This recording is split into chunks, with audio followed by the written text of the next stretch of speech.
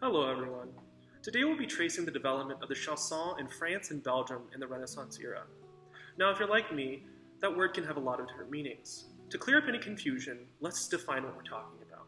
Today specifically, we're referring to the chanson that is the secular form used by French composers and poets in the 15th and 16th century. Let's get started. I'm Keenan Dolan, and I'm a first-year master's student in choral conducting at UH Manoa. We begin our journey today in what is now Belgium with the composer Pierre Delarue. We start with Pierre Delarue not because he is necessarily the oldest composer we are studying, but because he marks a transition between stylistic developments of the medieval period into the Renaissance. Now, compared to his contemporaries, he has a more conservative approach to sacred music generally, with some new styles creeping into his sacred music. And a more contemporary approach to secular music. You may know his motet O Salutatis Hostia, which exemplifies both in some ways. In the medieval period, we see the chanson following very strictly the forms most popular at the time, with the text often in only one line. The text for our first piece, Entend au porte le vent, or Gone with the Wind, is pulled from a larger rondeau sacré by an anonymous poet. The rondeau sacré is a 5-part variant of the popular rondeau form of poetry. In the 14th century, it was established as a prominent dance form as well. This heavily influenced how it was composed in that time. The rondeau, along with the ballade and virelai, made up the form fees. Hold on to that. So in Entend au porte le vent, we only hear 3 couplets of the larger rondeau, with the first and last line being our refrain. Entend au porte le vent. Delarue set a form fees text outside of the framework of a traditional form fees composition.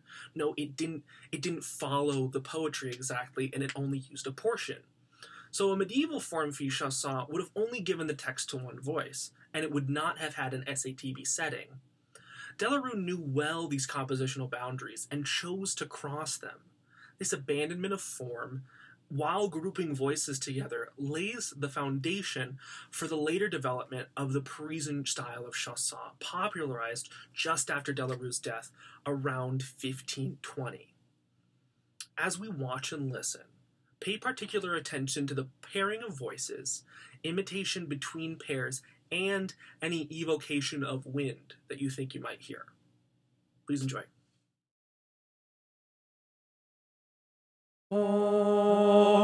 T'emporte le vent, qu'il n'a qu'à baiser seulement, qu'il n'a qu'à baiser seulement,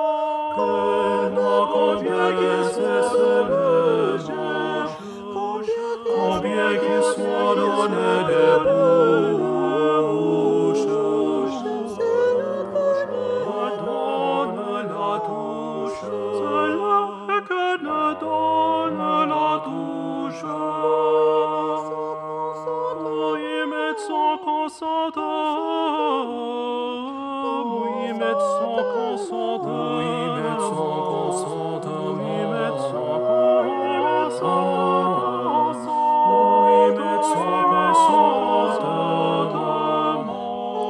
entend n'emporte le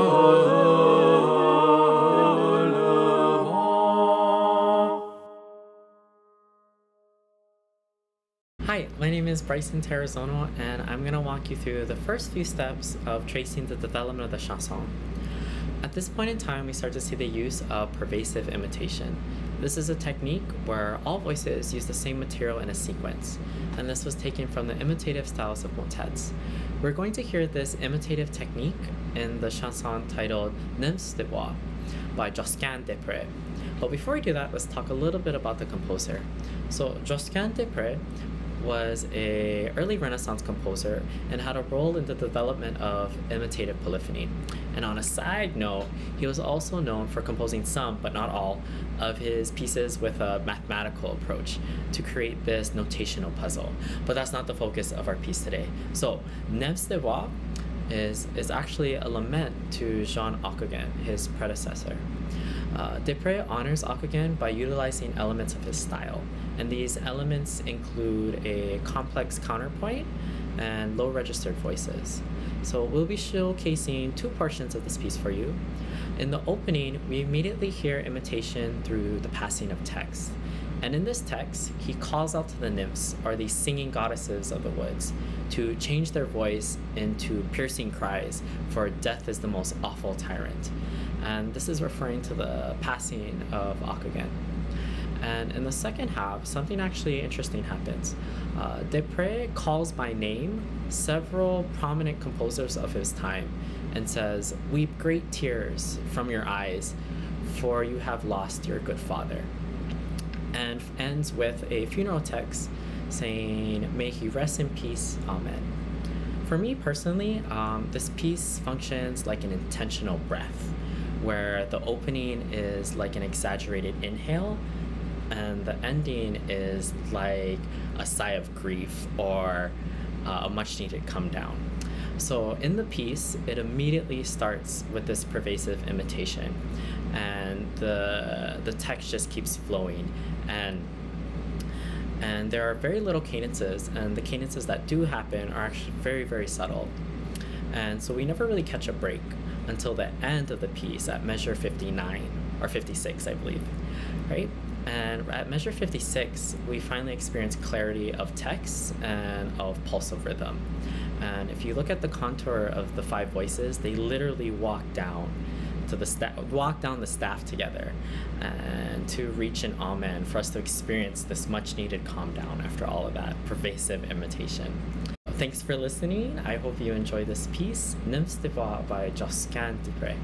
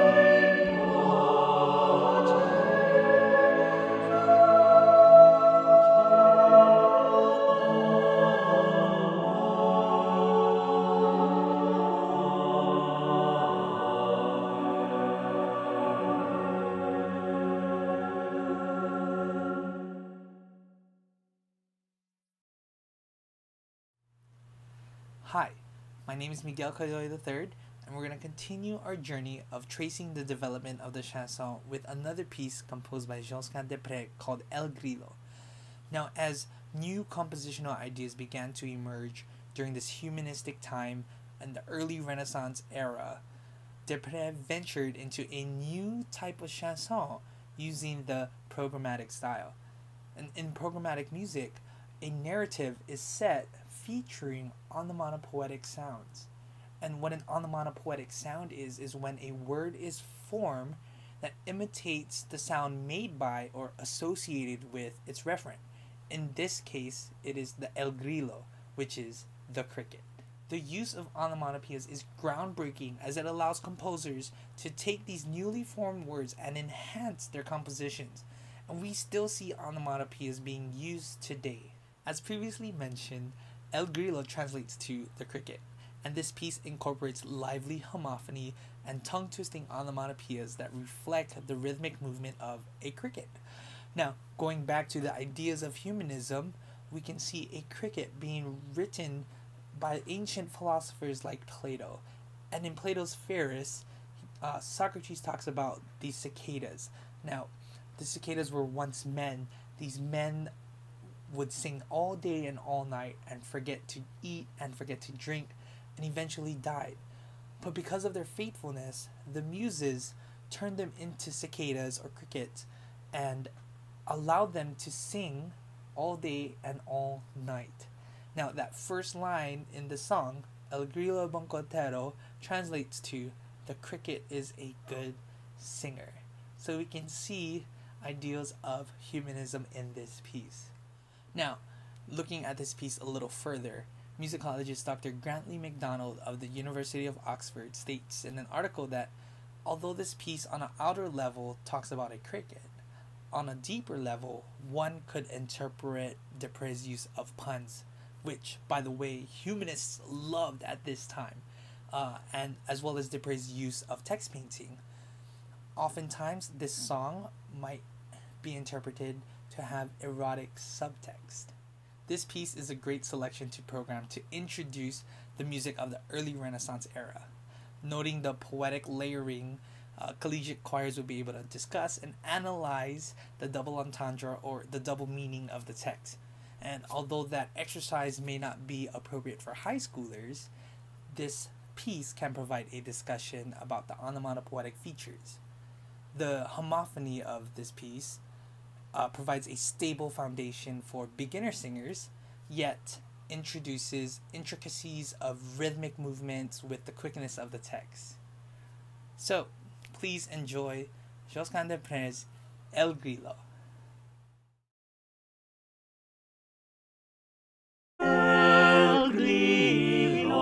El grillo è buon cantore che tiene lungo verso.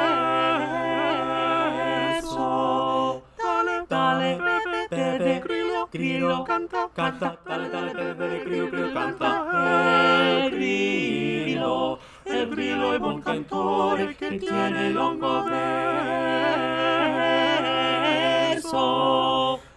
Dale, beve, grillo, canta, canta, dale, beve, grillo, grillo, canta. El grillo è buon cantore, ma non fa come gli altri uccelli, come li han cantato un poco, quando fatto in altro loco, sempre il grillo sta posado, quando la maggiore il canto, allora canta so per amore. Quando la maggiore il canto, allora canta so per amore.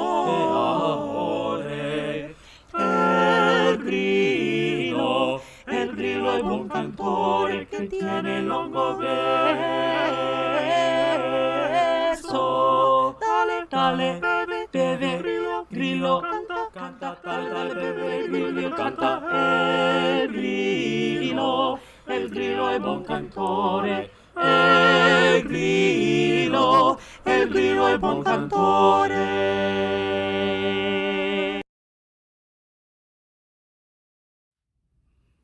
Hi, I'm Megann Salā, and I'm here to end our journey through the chanson with the composer Claude Lejeune. Now, Claude Lejeune was born in northern France, but like most of the composers at this time, spent most of his life in Paris. He was known for being the children's choir director under the Duke of Anjou and the composer in residence under King Henri IV. What he's most known for is being the member of the Académie de Poésie et de Musique, the Academy of Poetry and Music, that was founded by the poet Beyif. Now, this Academy of Poets and Musicians were dedicated to revitalizing the humanist ideals and striving to find a closer union between poetry and music. From this came the style called musique mesurée that Beyif created, but was strongly advocated for by Lejeune. Now, musique mesurée is where the rhythm of the music is meant to mimic natural speech. So the stressed syllables of a word were represented by long note values, such as a half note, and the unstressed syllables were represented by short note values, like the quarter note. The piece that we will share with you today by Lejeune is called Réveillez venir du printemps. The poem itself is written by Beyif and talks about spring and how it is the season of love. The version of the recording that we're going to share with you today is going to be the last two verses of this piece. What you will hear first, though, is the refrain, which has been repeated between each verse. That clearly shows musique mesurée style. What you'll hear in the refrain is the title, Réveillez venir du printemps, l'amoureuse et belle saison. So once again, spring returns. Spring is the season of love. Please enjoy Claude Lejeune's Réveillez venir du printemps. Thank you.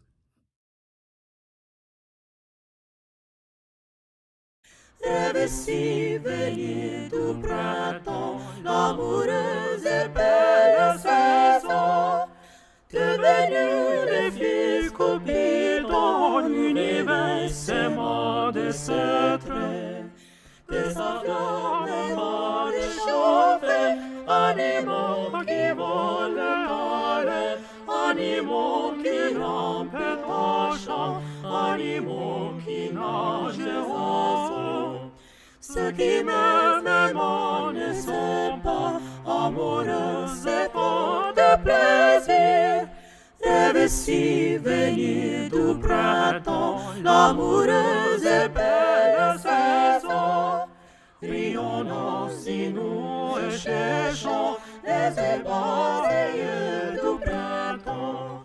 Toutes choses rient de plaisir, célébrons la gaie saison. Réveillez venir du printemps, l'amoureuse et belle saison. Réveillez venir du printemps, l'amoureuse et belle saison. Oh, hi, it's me again. So this concludes our presentation of tracing the development of the chanson.